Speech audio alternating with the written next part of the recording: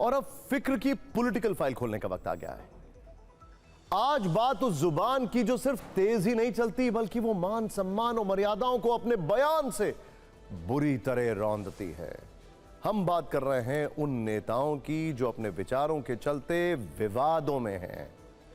फिक्र में हमने आज ऐसे 3 नेताओं का चयन किया है। इनमें पहला नाम है संजय निषाद का। Excuse me. ये उत्तर प्रदेश सरकार में मंत्री हैं संजय निषाद। यहां देखिए, तस्वीर ध्यान से देखिए। इनका बयान इतना स्तरहीन है कि उसकी चर्चा करने में भी शर्मिंदगी होती है, लेकिन ऐसे विचारों पर सवाल उठाने जरूरी है। दूसरा नाम है पृथ्वीराज चौहान का। ये महाराष्ट्र के पूर्व मुख्यमंत्री हैं और केंद्र सरकार में मंत्री रहे हैं, लेकिन विपक्ष आरोप लगा रहा है कि ऐसी बातें कर रहे हैं जैसे भारत नहीं बल्कि पाकिस्तान के किसी राज्य के मुख्यमंत्री रहे हो। इन्होंने ऑपरेशन सिंदूर में पहले ही दिन भारत की हार की घोषणा कर दी, जो तथ्यात्मक रूप से पूरी तरह गलत है, और ये पिछले कुछ दिनों से कुछ और बयान भी दे रहे हैं जो कि दिखाने योग्य भी नहीं है। अब बात करते हैं कंगना रनौत जी की। तीसरा नाम अभिनेत्री से सांसद बनी कंगना रनौत का है। इन्हें बिना जानकारी बोलने में आनंद आता है। इनका नया बयान सारी लिमिट को क्रॉस कर गया है। इन्होंने रघुपति राघव राजा राम को नेशनल एंथम बता दिया है। इस बयान में कंगना की अज्ञानता साफ दिखाई दे रही है। खैर, सबसे पहले संजय निषाद की बात करते हैं। यूपी के मंत्री संजय निषाद, इनका बयान एक मुस्लिम लड़की के हिजाब पर है। बिहार के सीएम नीतीश कुमार ने एक लड़की का हिजाब हटाने की कोशिश की थी। इस पर संजय निषाद ने कहा है कि सिर्फ नकाब हटाया कहीं और छू देते तो क्या होता। सोचिए कितनी स्तरहीन बात है। एक बार सुनिए उन्होंने क्या कहा, फिर इस विवाद से जुड़ा अगला एपिसोड रिलीज करेंगे। इस स्तरहीन बयान के बाद संजय निषाद का माफी मोड एक्टिव हो गया है। TV9 भारतवर्ष से उन्होंने एक्सक्लूसिव बात की और माफी मांगी, लेकिन इसमें उन्होंने एक राइडर जरूर लगा दिया है कि उन्होंने मजाक में ऐसी बातें कही थी और पूर्वांचल में इस तरह के मजाक चलते हैं। सवाल यह है कि क्या किसी महिला के सम्मान पर इस तरह मजाक करना चाहिए? संजय निषाद को अपने दूषित विचार को जल्दी बदलने की जरूरत है, वरना आगे भी ऐसी गलती होने की पूरी संभावना है। फिलहाल उनका टूटा फूटा माफीनामा और उस पर जारी सियासी हंगामा आपके सामने। क्या ऐसा कह दिया कि आप भी एक बार फिर विवादों में आ गए? मैंने कहा भाई हिजाब ये अधिकारियों का काम था, इसको यह कोई अपमान नहीं है, बल्कि इसको बातचीत से आगे बढ़ाने, विवाद को बचने का एक लोक तरीका है लोगों का कि भाई होता है, तो इसको लोग बिना मतलब विवाद बना रहे हैं। अगर लगता है उन शब्दों से किसी को हाथ है तो मैं उस शब्द को वापस लेता हूँ। शब्द आप माफी मांगते हैं? आप मैं मानकर चल, किसी को दुख है तो माफी भी मांगते हैं। इस तरह संजय निषाद उन्होंने तो और घटिया बात कर दी। ये क्या घटिया, क्या मानसिकता? एक तरफ आप बात करते हो बेटी बचाओ बेटी पढ़ाओ, नारी सम्मान की बात की जा रही है, क्या ये नारी सम्मान है आपका? संजय निषाद जी एक उम्रदार व्यक्ति होने के बाद भी जिस प्रकार के वक्तव्य आए हैं बहुत ही निंदनीय है, और ये एक, मैंने कहा कि मानसिक रूप से सारे लोग दिवालियापन ये शो करता है। नीतीश कुमार जी की वो बीमार हैं, हो सकता है वो उनका मानसिक स्वास्थ्य कैसा है वो नहीं पता, लेकिन संजय निषाद जी बीमार हैं ये बात अभी तक देश को नहीं पता थी, उनके इस बयान से पता चल गई। एक मुसलमान खातून के चेहरे से हिजाब उतारना 22 करोड़ मुसलमानों के लिए किसी तौहीन और तजलील से कम नहीं। अगला नंबर महाराष्ट्र के पूर्व सीएम पृथ्वीराज चौहान का है, जिन्होंने ऐसी बात कही है जिससे सत्ता पक्ष देश विरोधी कह रहा है और सेना का अपमान बता रहा है। पृथ्वीराज चौहान ने कहा है कि ऑपरेशन सिंदूर के पहले ही दिन भारत हार गया था, जबकि तथ्य ये नहीं है।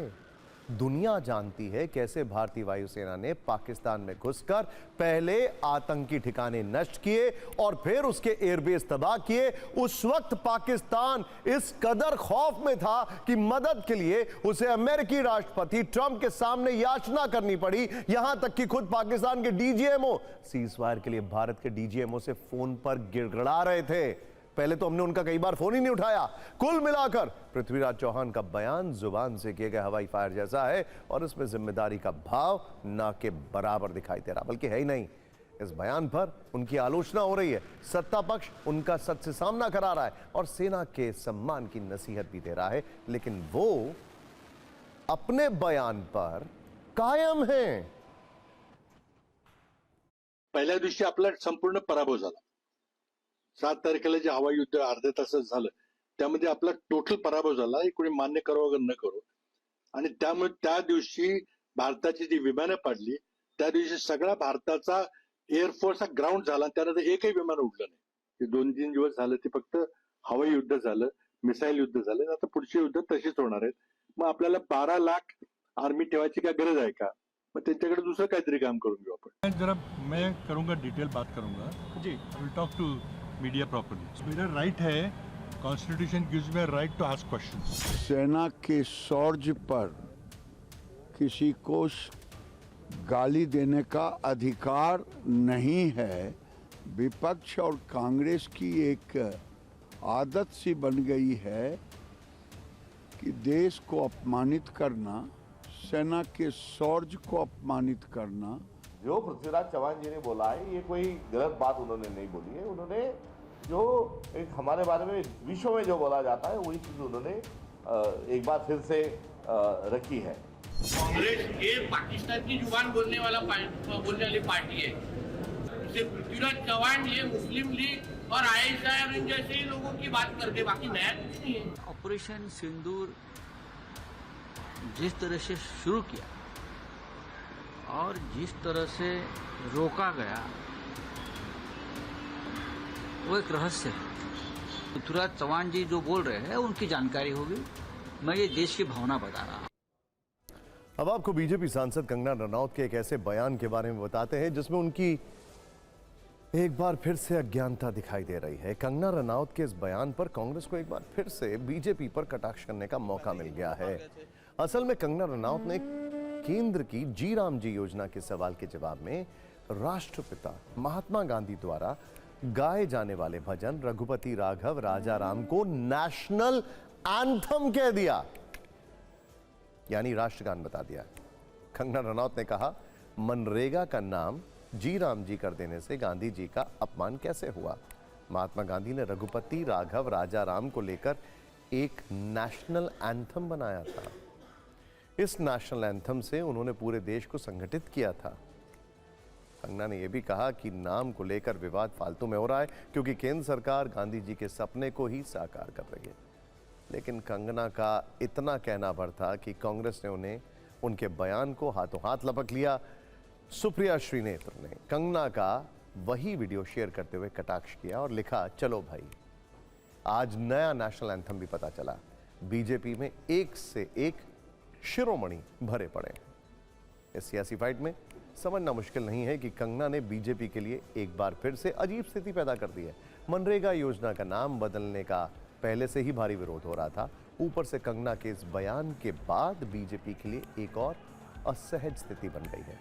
एक बार सुनते हैं कंगना का ये पूरा बयान, फिर कंगना के पुराने बयानों वाली फाइल भी खोलेंगे.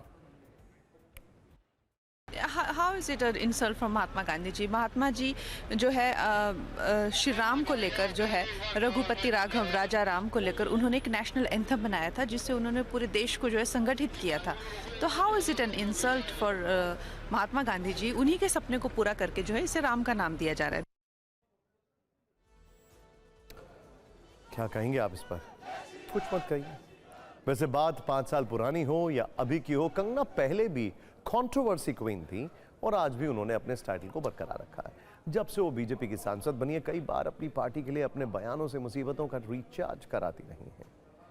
हम आपको कंगना रनौत के वो राजनीतिक डायलॉग दिखाते हैं जो काफी बवालों के चलते सुर्खियों में रहे हैं. खैर, जैसे किसान आंदोलन को लेकर कंगना ने हिंसा, रेप और हत्या वाला विवादित बयान दिया.